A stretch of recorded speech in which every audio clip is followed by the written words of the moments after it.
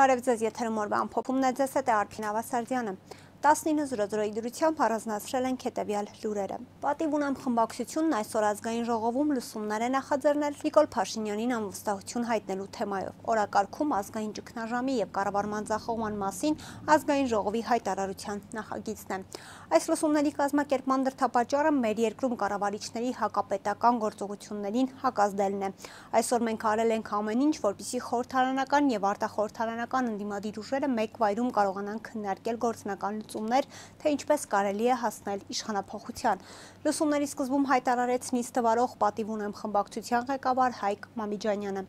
Այսօրվա լսումների ընթացքում խորհրդարանական ամենամեծ ընդդիմադիր ուժը Հայաստան խմբակցությունը ևս միացավ գործընթացին։ Խմբակցության падգամավոր Իշխան Սաղաթելյանը իր ելույթի ժամանակ իրենց падգամավորների ստորագրությունները փոխանցեց Պատիվ ունեմին, որպեսզի կցեն իրենց նախագծին։ Պատիվ ունեմը դեռ հունիսի սկզբին էր Փաշինյանին անվստահություն հայտնելու նախագիծ պատրաստել, որի տակ մինչ օրս միայն խմբակցության 6 падգամավորների ստորագրություններն էին։ Հայաստան խմբակցությունը չէր միացել այդ նախագծին, իսկ երկրորդ նախագահ Ռոբերտ Քոչարյանը խորհրդարանի միջոցով Փաշինյանին հեռացնելու սցենարը իրատեսական չէր համարել։ Խորհրդարանական լսումներին զուգահեռ Բաղրամյան պողոտայում ակցիա էր իրականացվում։ Հավաքված քաղաքացիները պահանջում են իրագործել Փաշինյանի իմպիչմենտը։ Ալեն Սիմոնյանը վստահ է, որ կառավարող քաղաքացիական պայմանագիր կուսակցությունը 2026 թվականի խորհրդարանական ընտրություններին ավելի շատ ձայն է ստանալու, քան ստացել էր 2021 թվականի արտահերթ ընտրությունների ժամանակ։ Մենք հենց վաղն էլ կարող ենք գնալ ընտրությունների, բայց դրա կարիքը աճ կա։ Երկրորդը մեր ժողովուրդը մեզ 5 տարով պատվիրակել է եւ դա արդար այդ ընտրությունները, տեսեք դուք շատ հետաքրքիր բան եք ասում եք դուք պատրաստ եք, իրանք պատրաստ չեն ձեզ ձեր տալի։ Այդ ընտրությունները պետք է ձեր տալ ժողովրդին։ Այսինքն մենք միշտ անկեղծ ենք եղել եւ ես չեմ պատրաստվում ժողովրդին խաբեմ, ասեմ, որ ես ինձ հիմա լավ է, դրա համար ես հիմա գնում եմ ընտրություն։ Ինչ եմ դնում անունը, որ ասեմ ես հիմա գնում եմ արտահերթ ընտրություն, որովհետեւ ես ուզում եմ շուտ վերընտրվեմ, քանի ընդդիմությունը պատրաստ չի։ Չէ, դա ազնիվ չի մեր ժողովրդի նկատմամբ այդ ընտրությունը կլիներ ոչ թե երկրի, ոչ թե ժողովրդի մասին, այլ քաղաքացիական պայմանագրի մասին։ Մեր ժողովուրդը այնքան խելացի է, այնքան գտի ծակով է, կոլեկտիվ իմաստությունը մեր ժողովրդի բարձր է, մենք դա ընդհակառակը կարող է շատ վատ տվյալներ գրանցել։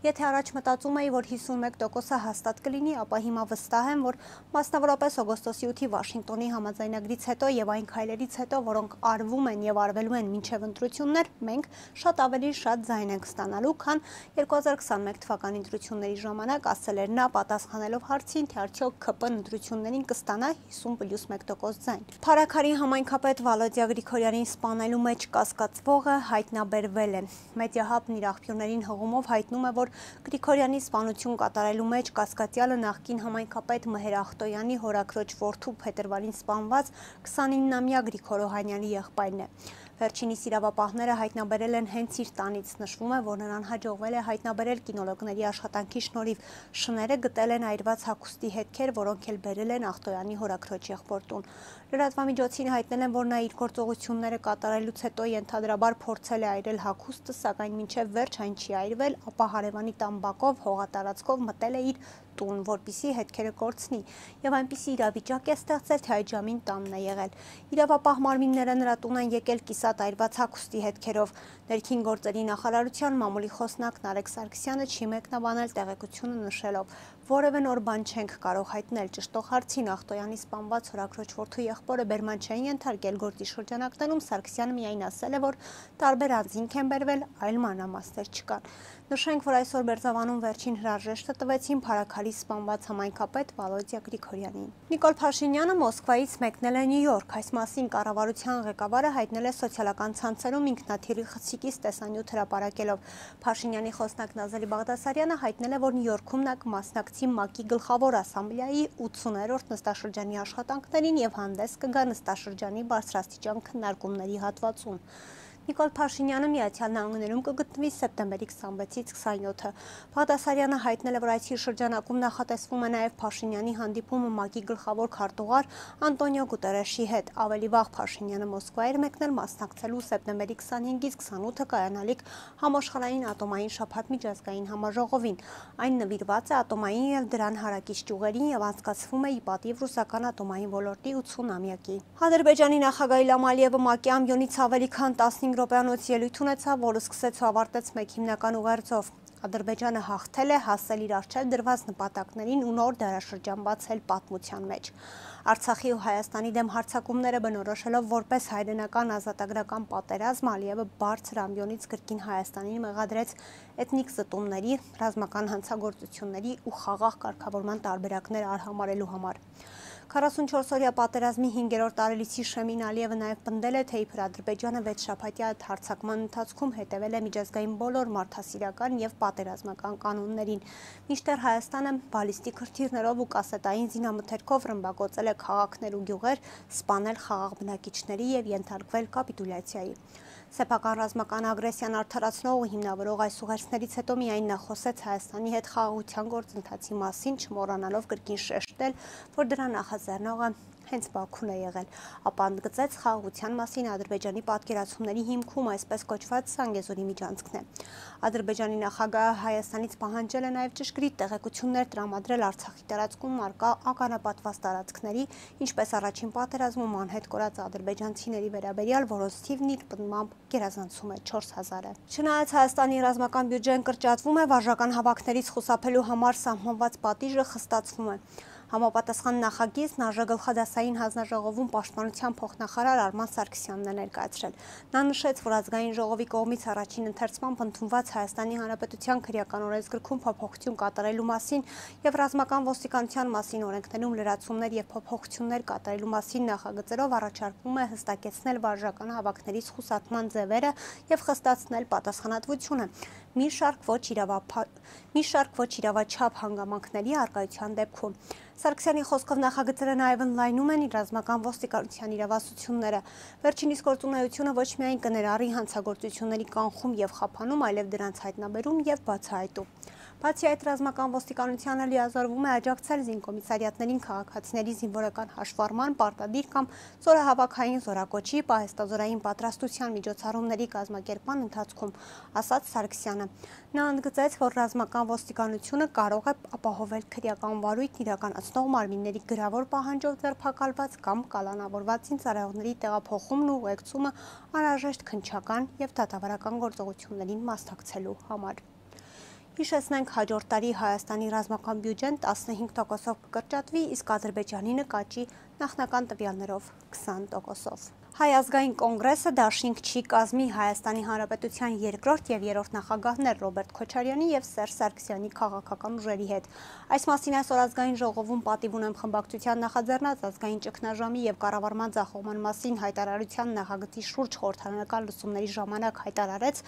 Հայ ազգային կոնգրեսի փոխնախագահ Լևոն Զուրաբյանը։ Ավելորդ դատարկ խոսակցություններից զերծ մնալու համար, ինչպես նաև հերքելու համար տարբեր բամբասանքներ եւ ասեկոսեներ միանգամից ուզում եմ հայտարարել, որ ՀԱԿ-ը չի պատրաստվում դաշինք կամ միասնական քաղաքական շարժում սկսել ոչ Ռոբերտ Քոչարյանի, ոչ էլ Սերժ Սարգսյանի ղեկավարած քաղաքական ուժերի հետ, ընդգծեց նա։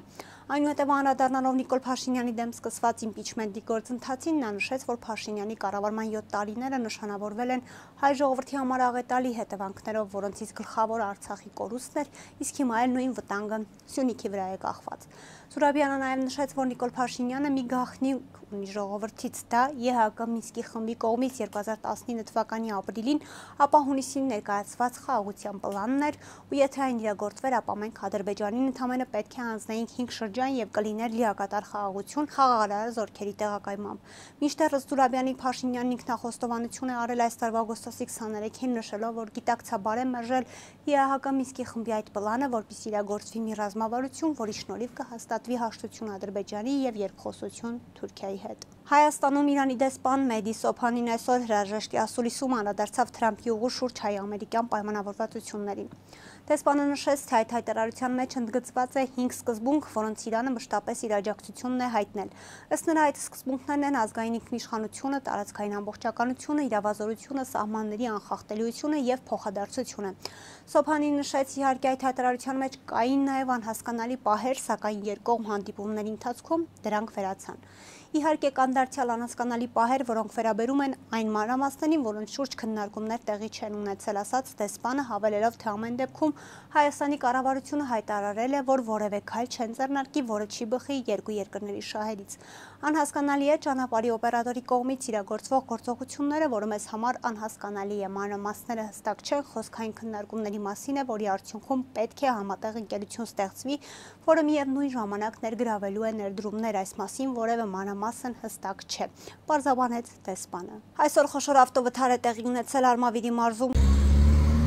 Սեպտեմբերի 26-ը Երևան Արմավիր ավտոճանապարհի ժողովրդին ավելի շատ հայտնի ատոմակայանի խաչմերուկում բախվել են մարդատար Գազելն ու Mercedes Magnus-ի ավտոմեքենան։ Բախման հետևանքով Գազելը կողաշրջվել է,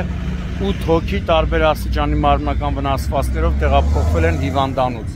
Դեպքի վայր են ժամանել ներքին գործերի նախարարության, ոստիկանության, բարեկային ծառայության, Արմավիրի մարզի գումարտակի պարեկները, գումարտակի հրամանատար Վանիկ Սաղոյանի գլխավորությամբ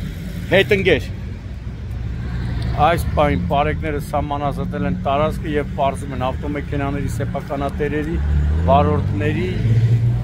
եւ վիրավորների ինքնությունը։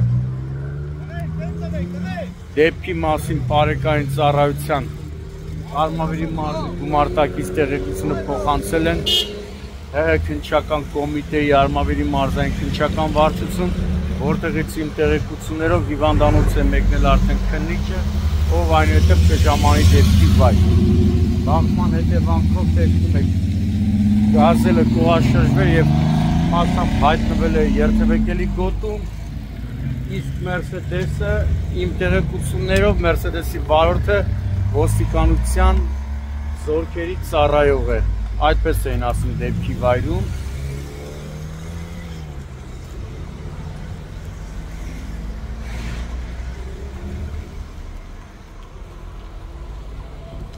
Հետ ընկեր։ Հետ։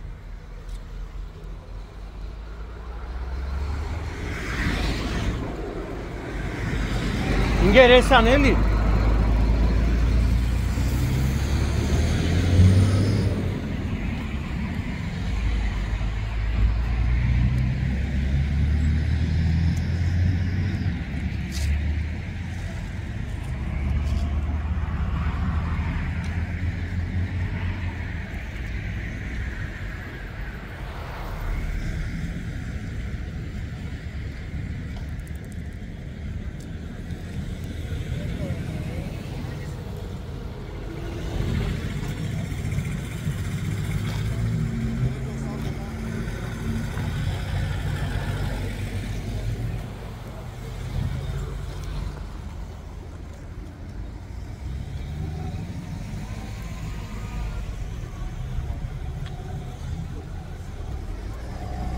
Այսօր ավտովթարը տեղի ունեցել նաև Երևանում։ Սեպտեմբերի 26-ը Երևան։ Նոր վարչական շրջան Մոլդովական փողոցում դեռևս անհայտ հանգամանքներում Toyota RAV4-ը բախվել է կայանված BMW-ին, ապա գլխի վրա շրջվել եւ մասամբ հայտնվել ճանապարհի մեջտեղում երթևեկելի գոտում։ Վթարի հետևանքով մեկ հոգի տեղափոխվել է հիվանդանոց, դեպքի վայր են ժամանել ներքին գործերի նախարարության, ոստիկանության, բարեկային ծառայության, Երևան քաղաքի գնդի երկրորդ գումարտակի պարեկները, ովքեր սահմանազատել են տարածքը, այս պահին արդեն տեղում աշխատում է Հայաստանի քննչական կոմիտեի, Երևան քաղաքի քննչական վարչության ճանապարհատրանսպորտային հանցագործությունների քննության բաժնի քննիչը, ում կողմից նախաձեռնվել է քրեական վարույթ։ Պարեկները պարզում են վարորդների, ավտոմեքենաների սեփականատերերի եւ հիվանդանոց տեղափոխվածի ինքնությունը։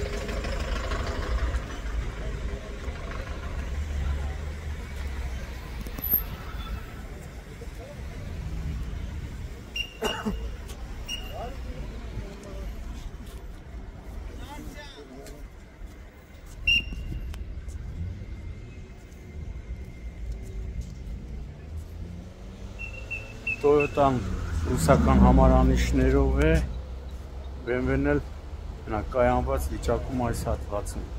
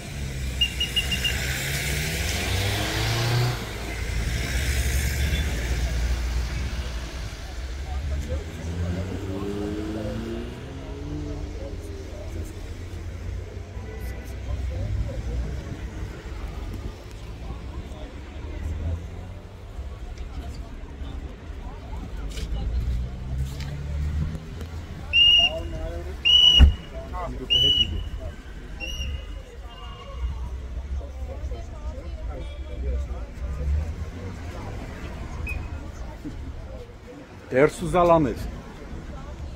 Այն հայտնի ֆիլմ է։